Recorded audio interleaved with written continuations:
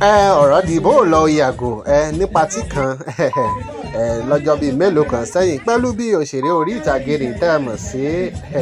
Mercyaigbe aya Diona atóbìnrin kan tá a mọ̀ sí Larrit bí wọ́n ṣe wàá kò ìfáàtì ọ̀rọ̀ wọn kọjá bẹ́ẹ̀ wọ́n ní ìgboro dàrú gidi ni o fọ́nrán òun lẹ̀ ń wò yìí pẹ̀lú bí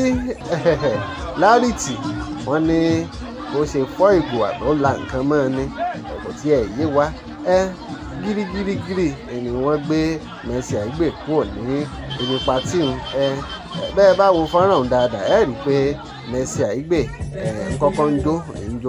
wọ́n ní èébú àti nǹkan kan ni wọ́n fi ń búra wọn bí wọ́n jọ jókòó sí kò dàbí ẹni pé inú agbo kan náà ni wọ́n jọ wà wọ́n kọjú síra wọn ni bẹ́ẹ̀ ni Aigbe lọ́rùn sọ aya Diona bẹ́ẹ̀ ni Mercyaigbe náà ń kùtùkùtù àṣẹ̀yìnwá àṣẹ̀yìnbọ̀ wọ́n ní kinní tí wọ́n ń pè ní Larrit yìí àbọ̀mọbìnrin tó ń pè ní Larrit yìí ló bá fa ìgò yọ púrà ẹ wo ọ̀rọ̀ kò bí a fi sí o ọlọ́run ló yọ Mercyaigbe o bóyá báyìí ara ìpìlẹ̀ àbá máa sọ ẹ wo ẹ̀jẹ̀ a máa sọ́ra wa o ẹ lẹ́ o YorubaReports náà ni o.